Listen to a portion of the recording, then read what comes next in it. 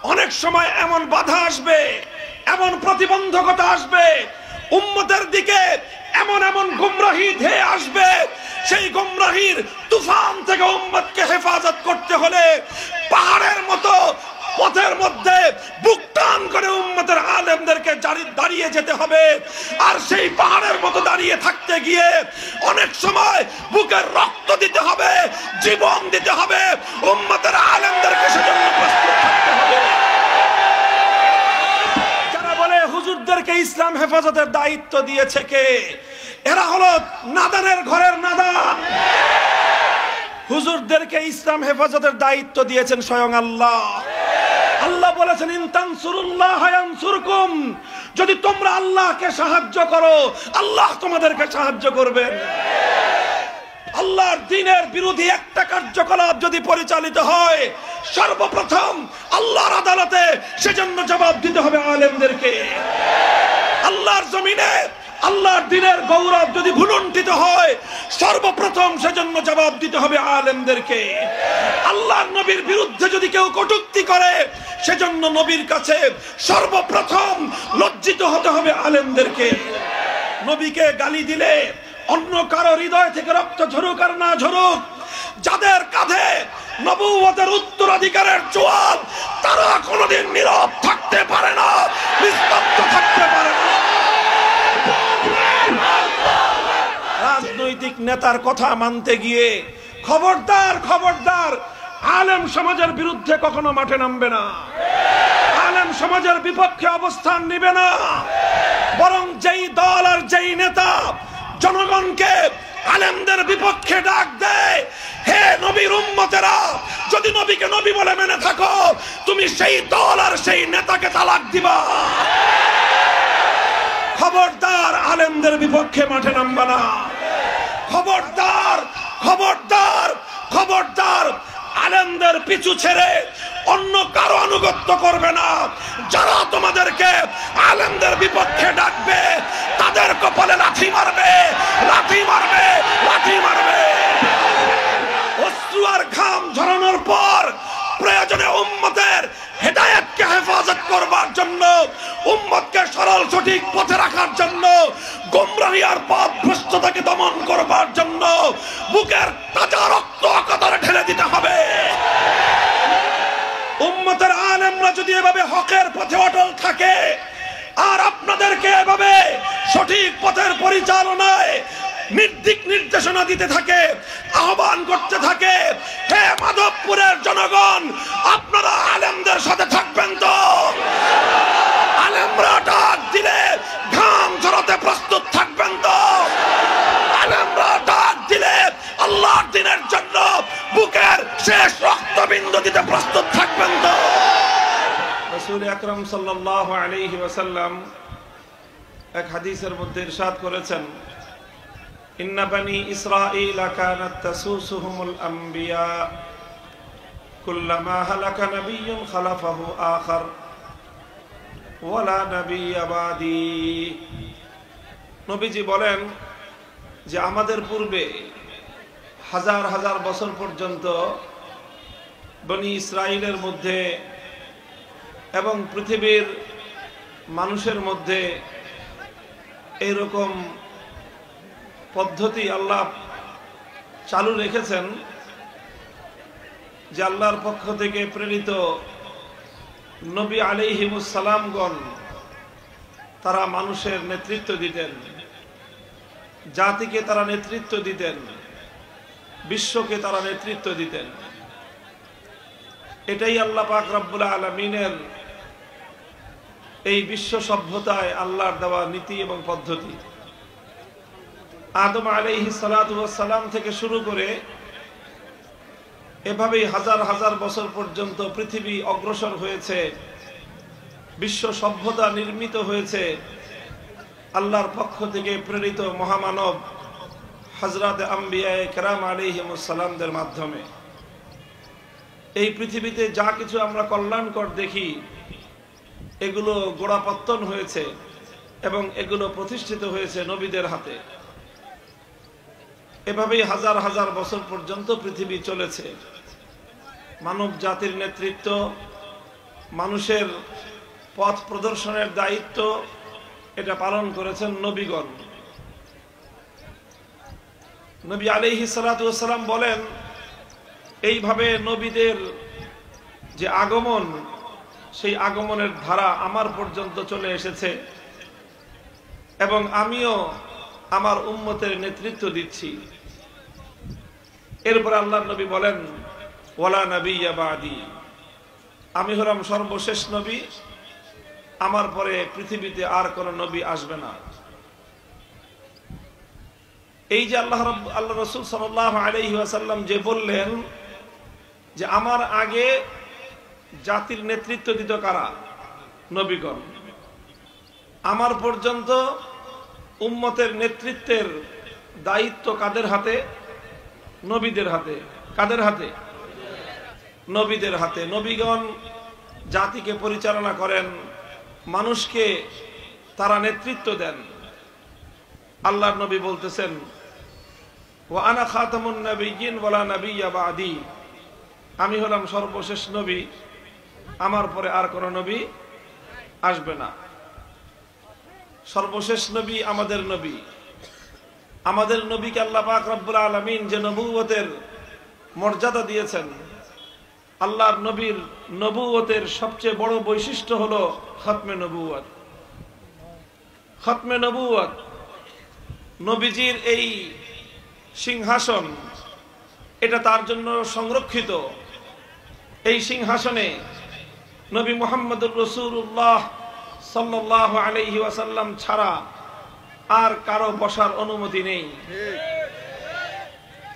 সুতরাং আল্লাহর নবীর নবুয়তের যে সবচেয়ে বড় মর্যাদা খতমে নবুয়ত, এই সিংহাসনে নবীর পরে যদি আর কেউ বসার চেষ্টা করে, সে শুধু নবীর দুশমন নয়, বরং সে আশিকে রাসূল, প্রত্যেক উম্মতের জানের দুশমন। এই জন্য উম্মতের দায়িত্ব আর কর্তব্য হলো, যারা নবীকে ভালোবাসে, যারা নবীর কাছ থেকে শাফাআতের প্রত্যাশা রাখে, যারা নবীজির কাছ থেকে হাউজে কাউসারের পানি নিয়ে নিজেদের পিপাসা জনমের তরে নিবারণ করার আশায় বুক বেঁধে আছে, তাদের জন্য করণীয় হলো রাসূল আকরাম সাল্লাল্লাহু আলাইহি ওয়াসাল্লামের এই খতমে নবুয়তের সিংহাসনকে এবং এই সিংহাসনের মর্যাদাকে যে কোনো মূল্যে হেফাজত করা। এটা প্রত্যেক উম্মতের দায়িত্ব। কোন কুলাঙ্গার যদি আল্লাহর নবীর এই ইজ্জতের সুমহান আসনকে কলঙ্কিত করতে চায়, তাহলে নবীর সেই দুশমনের হাত থেকে এই সিংহাসনকে হেফাজত করার জন্য আল্লাহর নবীর উম্মতরা যে কোনো ত্যাগ এবং কোরবানি স্বীকার করতে প্রস্তুত থাকতে হবে। এ দায়িত্ব মুসলমানদের শাসক বর্গের। যারা মুসলমানদের শাসনের দায়িত্ব নিবে, তাদের দায়িত্ব আর কর্তব্য হলো মুসলিম জাতির প্রাণের চেয়ে বেশি প্রিয় তাদের নবীর ইজ্জতের এই সুমহান আসন খতমে নবুয়তকে সকল দুশমনদের হাত থেকে রক্ষা করা। মির্জা গোলাম আহমদ কাদিয়ানী ইতিহাসের ঘৃণ্যতম এক কুলাঙ্গার, নরকের কীট। আল্লাহর নবীর পরে সে নবীজির এই খতমে নবুয়তের সিংহাসনে বসার অপচেষ্টা চালিয়েছে। যারা গোলাম আহমদ কাদিয়ানীকে স্বীকার করে, তার অনুসরণ করে, তাদেরকে বলা হয় কাদিয়ানী। তারা শেষ নবীর উম্মত নয়, তারা কাদিয়ানের ভণ্ড নবীর অনুসারী। তাদেরকে মুসলমানদের থেকে আলাদা করে দেওয়া, তাদেরকে তাদের ধর্মীয় পরিচয়, ভণ্ডামির পরিচয়ের দ্বারা পরিচিত করা, এটা হলো প্রত্যেক মুসলমানের ঈমানি দায়িত্ব এবং কর্তব্য। শাসকদের কর্তব্য এটা। যদি মুসলিম শাসকবর্গ নবীজির খতমে নবুয়তের সিংহাসনকে হেফাজত করতে না পারে, যদি কাদিয়ানের এই কুখ্যাত গোলাম আহমদের আক্রমণ থেকে আল্লাহর নবীর খতমে নবুয়তের সিংহাসনকে হেফাজত করতে না পারে, তাহলে মুসলমানদের শাসন ক্ষমতায় অধিষ্ঠিত থাকবার কোনো অধিকার তাদের নেই।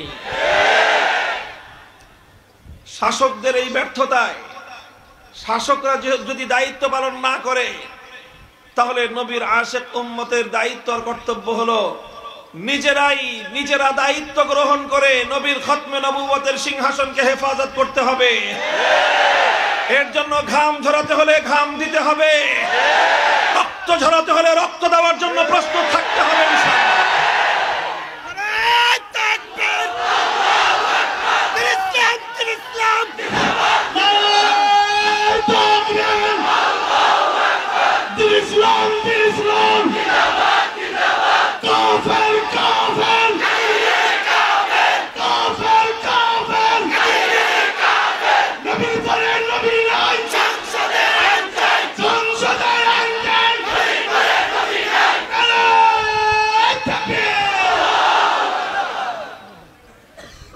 দ্বিতীয় কথা হলো, আল্লাহর নবী সে কথাই বললেন, আমি হলাম সর্বশেষ নবী।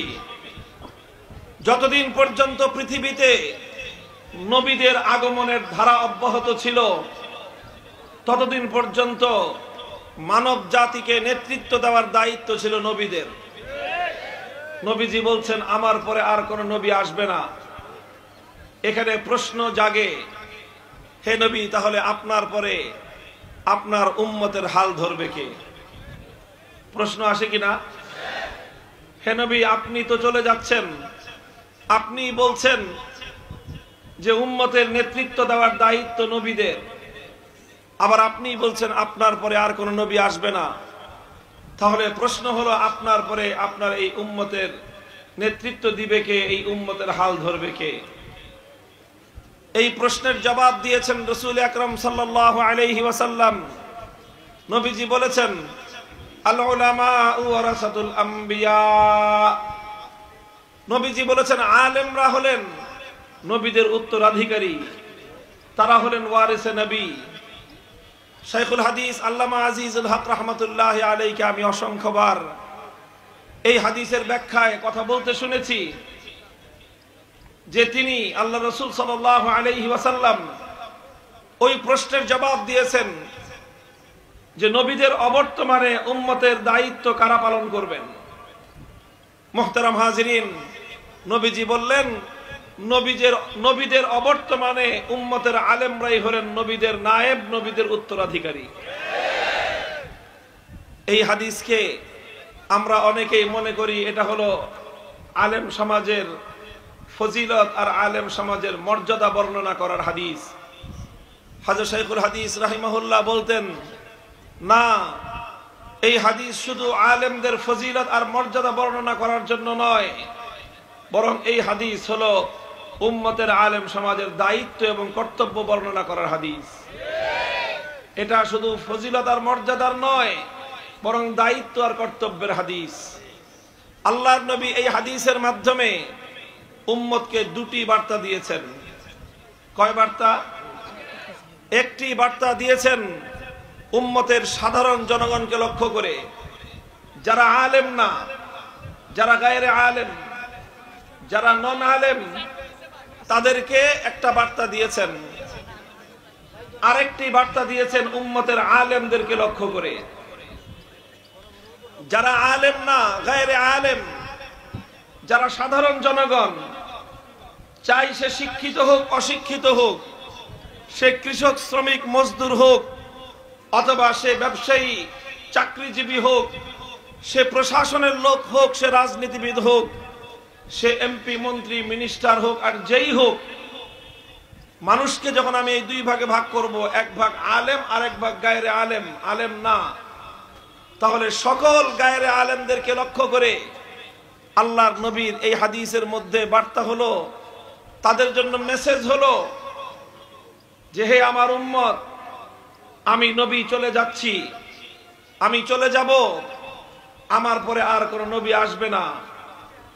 তবে তোমাদের হতাশ হওয়ার কোনো কারণ নেই। তাদের জন্য আল্লাহর নবী একটা আশার আলো শুনিয়েছেন, আশার আলো দেখিয়েছেন, আশার বাণী শুনিয়েছেন। নবীরা না থাকলে কি হবে? হে উম্মত, তোমাদের হতাশ হওয়ার কোনো কারণ নাই, তোমাদের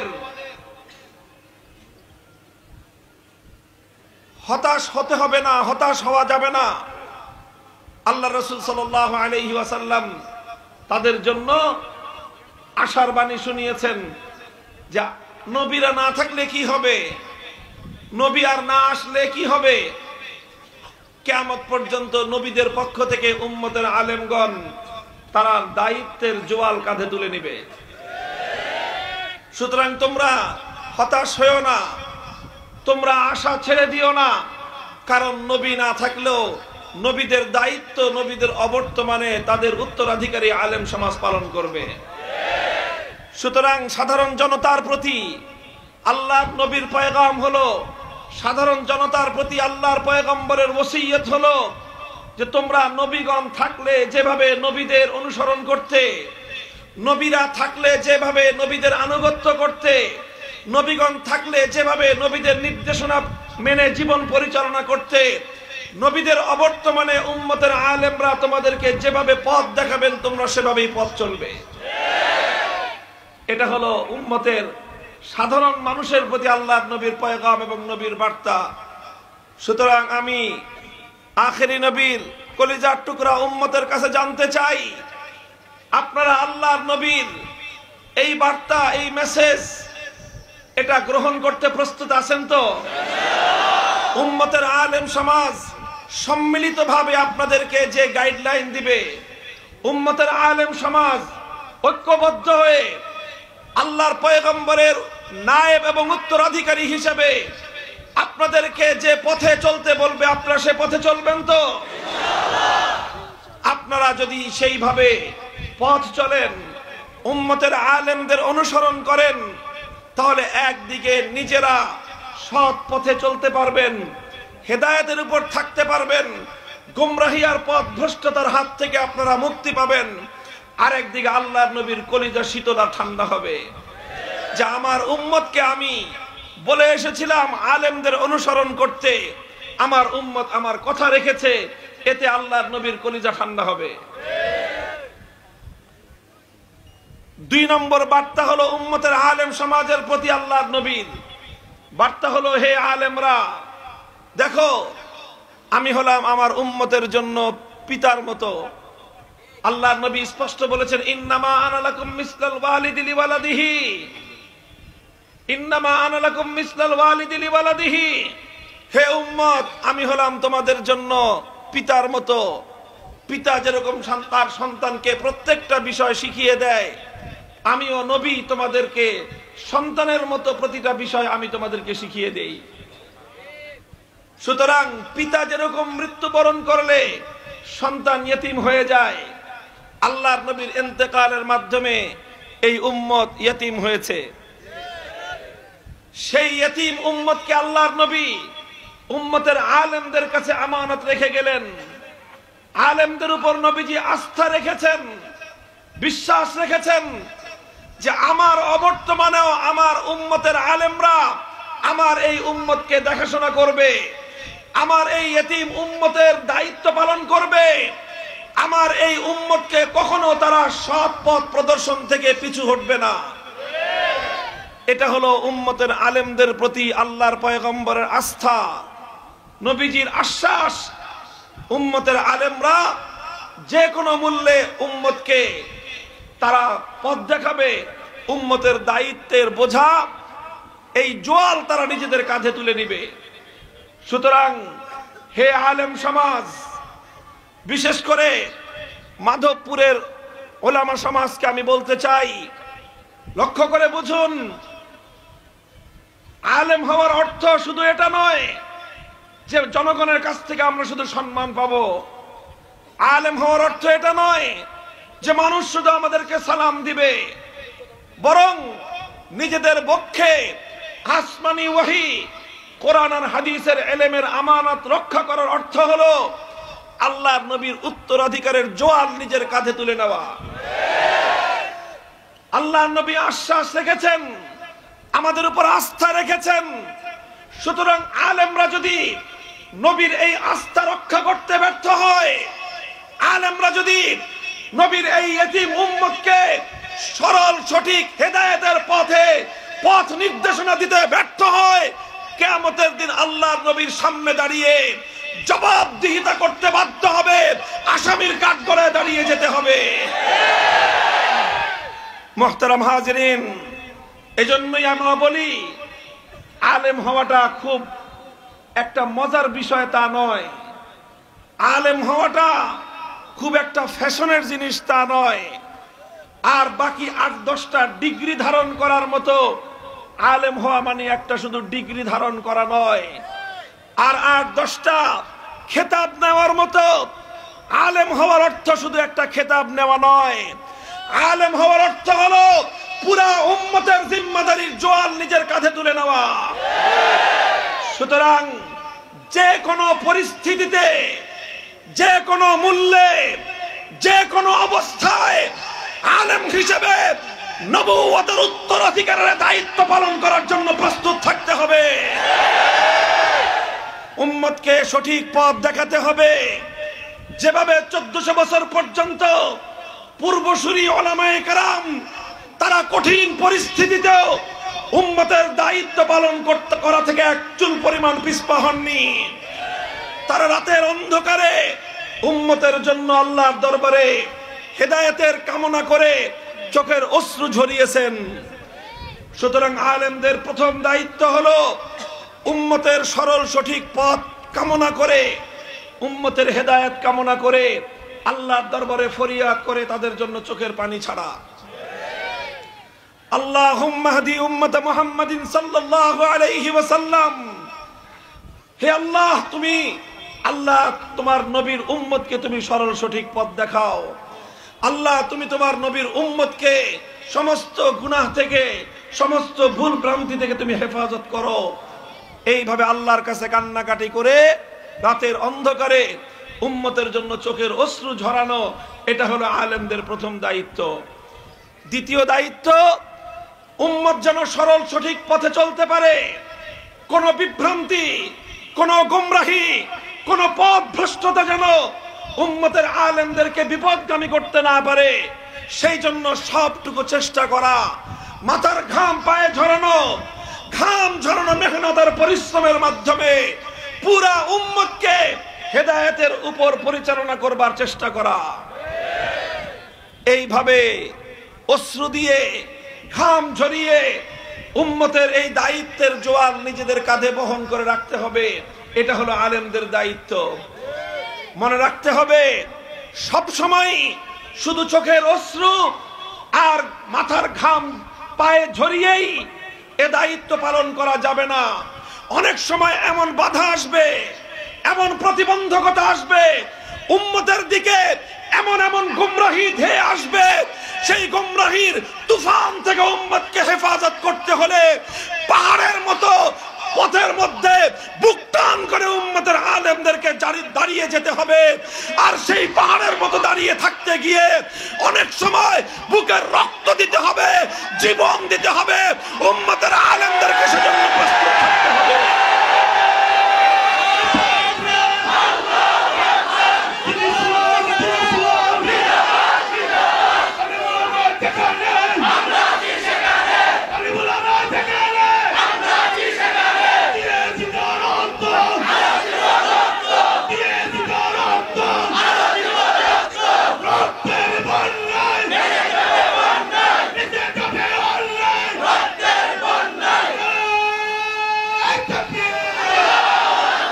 মুহতারাম হাজিরিন, সুতরাং হে সাধারণ জনগণ, হে খেটে খাওয়া মেহনতি মানুষ, ব্যবসায়ী, চাকরিজীবী, সরকারি আমলা, কর্মকর্তা, প্রশাসনের লোকজন, আইন শৃঙ্খলা রক্ষাকারী বাহিনীর লোকজন, রাজনীতিবিদ, আপনারা সকলে কথাটা ভালো করে বুঝে রাখুন, ভালো করে বুঝে রাখুন। অনেকেই আলেমদের ব্যাপারে বিরক্ত হয় যে অযথাই আলেমরা চিৎকার করে, চেঁচামেচি করে। অনেকে মনে করে, অনেকে মন্তব্য করে, আলেমদের এত কথা বলার দরকার কি? অনেকে মনে করে দেশের মধ্যে, জাতির মধ্যে শিরকি সংস্কৃতি চালু হলে অন্যদের যদি সমস্যা না হয়, হুজুরদের এত সমস্যা কি? কেউ যদি খতমে নবুয়তকে বিশ্বাস না করে, হুজুরদের সমস্যা কি? কেউ যদি আল্লাহর নবীকে গালি দেয়, তাহলে আলেমদের সমস্যা কি? সবাই তো নবীর উম্মত, অন্যদের যদি সমস্যা না হয় তাহলে হুজুরদের এত চুলকায় কেন? অনেকে মনে করে আল্লাহর কোরআনের বিরুদ্ধে আইন তৈরি হলে সবাই তো মুসলমান, সবাই তো কোরআন বিশ্বাস করে, অন্যদের যদি সমস্যা না হয় তাহলে হুজুরদের সমস্যাটা কি? অনেকে এরকম মনে করে। হুজুররা যখন অস্থির হয়ে, হুজুররা যখন চিন্তিত হয়ে, যখন চিৎকার চেঁচামেচি শুরু করে, ওলামায়ে কেরাম যখন ময়দানে অবতীর্ণ হয়, তখন অনেকেই আবার আলেমদেরকে প্রতিরোধ করতে মাঠে নেমে আসে। মুহতারাম হাজিরিন, যারা আমাদের চিৎকার চেঁচামেচিতে বিরক্ত হও, যারা আমাদের এই সকল ভূমিকার কারণে মনে করো হুজুরদের, আবার অনেকে কয় হেফাজতে ইসলাম, ইসলামকে তো আল্লাহই হেফাজত করবেন, হুজুরদেরকে আবার ইসলাম হেফাজতের দায়িত্ব দিছে কে? এ আছে না এমন কথা বলার? কুলাঙ্গার যারা এই কথা বলে হুজুরদেরকে ইসলাম হেফাজতের দায়িত্ব দিয়েছে কে? গন্ডমূর্খ যারা বলে হুজুরদেরকে ইসলাম হেফাজতের দায়িত্ব দিয়েছে কে? এরা হলো নাদানের ঘরের নাদান। হুজুরদেরকে ইসলাম হেফাজতের দায়িত্ব দিয়েছেন স্বয়ং আল্লাহ। আল্লাহ বলেছেন ইন তানসুরুল্লাহ ইয়ানসুরকুম, যদি তোমরা আল্লাহকে সাহায্য করো আল্লাহ তোমাদেরকে সাহায্য করবেন। আল্লাহর কি আমাদের সাহায্যের দরকার আছে? নাই, আল্লাহর সাহায্যের দরকার নাই। আল্লাহকে সাহায্য করার অর্থ হলো আল্লাহর দ্বীন ইসলামকে সাহায্য করা। ইন তানসুরুল্লাহ আয় ইন তানসুরু দীনাল্লাহ, তোমরা যদি আল্লাহর দ্বীনের সাহায্য করো আল্লাহ তোমাদেরকে সাহায্য করবেন। সুতরাং হে উম্মত, একথা ভালো করে বুঝে রাখো। হে আলেম সমাজ, একথা ভালো করে বুঝে রাখবেন। আল্লাহর জমিনে আল্লাহর দ্বীনের বিরোধী একটা কার্যকলাপ যদি পরিচালিত হয়, সর্বপ্রথম আল্লাহর আদালতে সেজন্য জবাব দিতে হবে আলেমদেরকে। আল্লাহর জমিনে আল্লাহর দ্বীনের গৌরব যদি ভুলুণ্ঠিত হয়, সর্বপ্রথম সেজন্য জবাব দিতে হবে আলেমদেরকে। আল্লাহর নবীর বিরুদ্ধে যদি কেউ কটূক্তি করে, সেজন্য নবীর কাছে সর্বপ্রথম লজ্জিত হতে হবে আলেমদেরকে। সুতরাং অন্য কারো কাছে কষ্ট লাগুক বা না লাগুক, নবীকে গালি দিলে অন্য কারো হৃদয় থেকে রক্ত ঝরুক আর না ঝরুক, যাদের কাঁধে নবুয়তের উত্তরাধিকারের জোয়াল, তারা কোনোদিন নীরব থাকতে পারে না, নিস্তব্ধ থাকতে পারে না।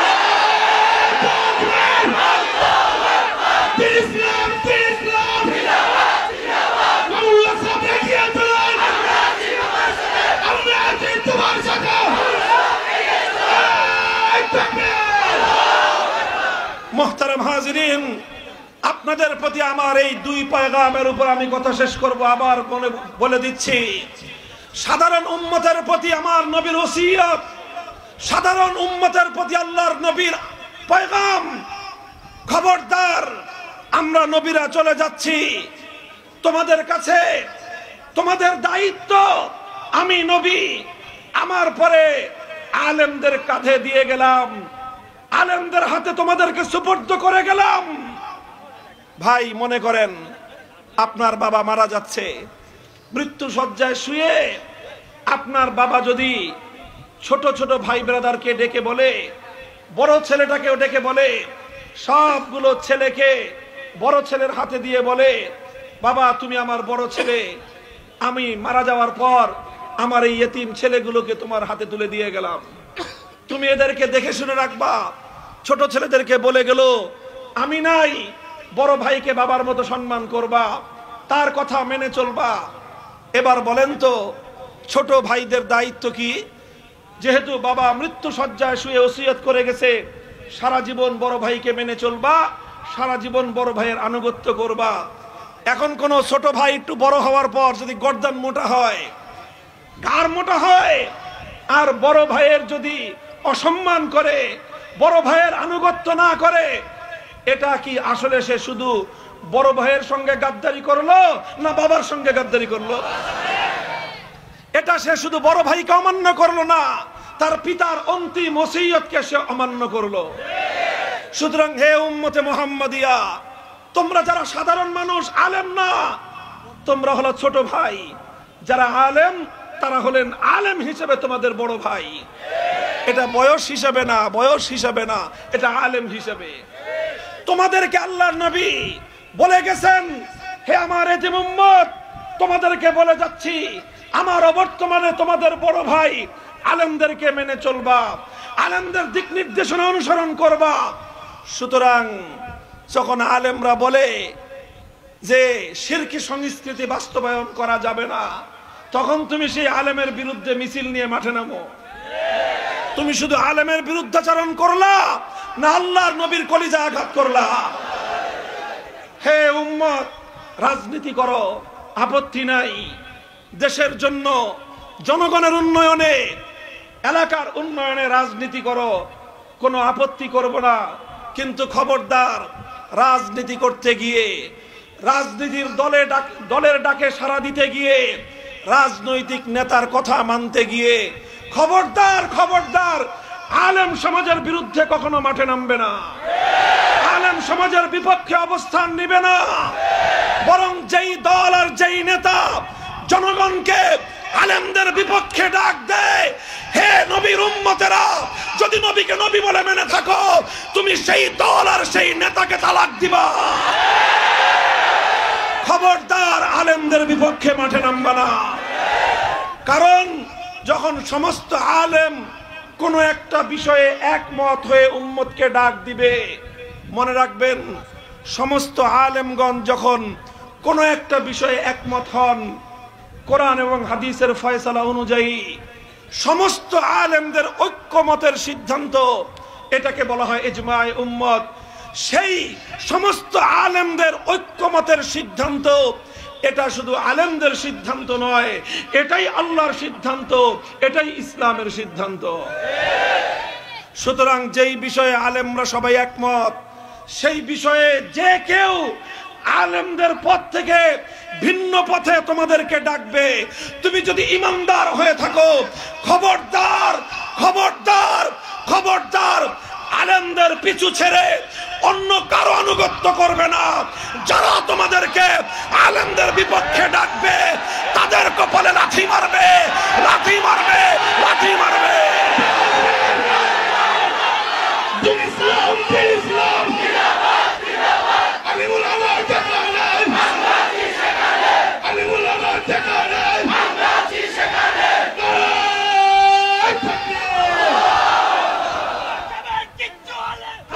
হে আলেম সমাজ, ওলামায়ে কেরাম, আমি আপনাদেরকে আবারও বলছি, নবুয়তের দায়িত্ব, নবুয়তের উত্তরাধিকারের এই জিম্মাদারি, আলেম হওয়ার অর্থ হলো সেই দায়িত্বের ভারী জোয়াল নিজের কাঁধে তুলে নেওয়া। যারা এই দায়িত্ব পালন করতে পারবেন না, তারা আলেম খেতাব পরিচয় বহন করবেন না। আলেম খেতাব পরিচয় বহন করা যাবে না যদি এই দায়িত্বের বোঝা কাঁধে নেওয়ার মতো হিম্মত না থাকে। মনে রাখতে হবে, এ দায়িত্ব পালন করতে গিয়ে সব সময় লাল গালিচার সংবর্ধনা পাওয়া যাবে না, সব সময় লাল গোলাপের শুভেচ্ছা পাওয়া যাবে না। অনেক সময় পথে দায়িত্ব পালন করতে গিয়ে ত্যাগ আর কোরবানির নজরানা পেশ করতে হবে। ইমামে আবু হানিফা, ইমামে আজমকে আলেমে দ্বীন হিসেবে দায়িত্ব পালন করতে গিয়ে কারাগারে বন্দী হতে হয়েছে, ষড়যন্ত্রমূলকভাবে বিষ প্রয়োগ করে হত্যা করা হয়েছে। ইমাম আহমদ ইবনে হাম্বল এ দায়িত্ব পালন করতে গিয়ে কারাগারে বন্দী হয়েছেন, তাকে প্রতিদিন বেত্রাঘাত করে শরীর থেকে রক্ত ঝরানো হয়েছে। এ দায়িত্ব পালন করতে গিয়ে ইমামে বুখারী রাহমাতুল্লাহি আলাইহিকে দেশ ছাড়তে হয়েছে, শহর ছাড়তে হয়েছে, জন্মভূমি ছাড়তে হয়েছে, সব ছেড়েছেন, আলেম হিসেবে দায়িত্ব পালন থেকে পিছপা হননি। সুতরাং হে উম্মতের আলেম সমাজ, মনে রাখতে হবে তোমাদেরকে, এভাবেই হকের ঝান্ডা সমুন্নত রাখা তোমার আর আমার জিম্মাদারি।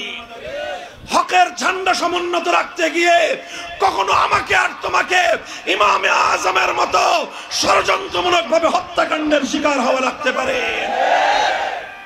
ইমামে আজম আবু হানিফাকে বন্দী করেছিল, বিষ প্রয়োগ করে হত্যা করেছিল কোন কাফের শাসক না, মুসলিম শাসক। ইমাম আহমদ ইবনে হাম্বল, 4 ইমামের আরেক ইমাম, প্রতিদিন বেত্রাঘাত করে করে রক্ত ঝরাতো, কোন বেঈমান শাসক না, মুসলিম শাসক। ইমামে বুখারী, যার অত্যাচারে মাদ্রাসা বন্ধ করে দিয়ে, যার নিপীড়নে সব হাদিসের খেদমত বাদ দিয়ে বুখারা ছেড়ে চলে গিয়েছিলেন অন্য দেশে, হিজরত করেছিলেন, সেই শাসকও কিন্তু অমুসলিম কোন শাসক ছিল না, সেও মুসলিম শাসক ছিল। তাহলে আলেমরা, ওলামায়ে কেরাম কি আশা করেন? ইমামে আযম আবু হানিফার মতো আল্লাহর নবীর উম্মতের উজ্জ্বল তারকাকে যদি মুসলিম শাসকদের দ্বারা এভাবে নিগৃহীত হতে হয়, ইমাম আহমদ ইবনে হাম্বলের মতো উম্মতে মুহাম্মাদিয়ার উজ্জ্বল নক্ষত্র, সময়ের শ্রেষ্ঠ মুহাদ্দিস, শ্রেষ্ঠ ফকিহকে যদি রক্ত দিতে হয়ে থাকে, ইমামে বুখারীর মতো ব্যক্তিকে যদি শাসকের উৎপীড়নে দেশ ছেড়ে চলে যেতে হয়, তাহলে তোমাদেরকেও এই ধরনের অনেক প্রতিকূলতার পথ পাড়ি দিতে হবে। এটাই হলো উম্মতের আলেমদের শান। উম্মতের আলেমরা শপথ নাও, উম্মতের জন্য প্রথমে অশ্রু দিব। কি দিব? কান্না, চোখের পানি দিব উম্মতের জন্য। তারপরে ঘাম ঝরাবো। কি ঝরাবো? অশ্রু আর ঘাম ঝরানোর পর প্রয়োজনে উম্মতের হেদায়েতকে হেফাজত করবার জন্য, উম্মতকে সরল সঠিক পথে রাখার জন্য, গোমরাহি আর পথভ্রষ্টতাকে দমন করবার জন্য বুকের তাজা রক্ত কাতরে ঢেলে দিতে হবে।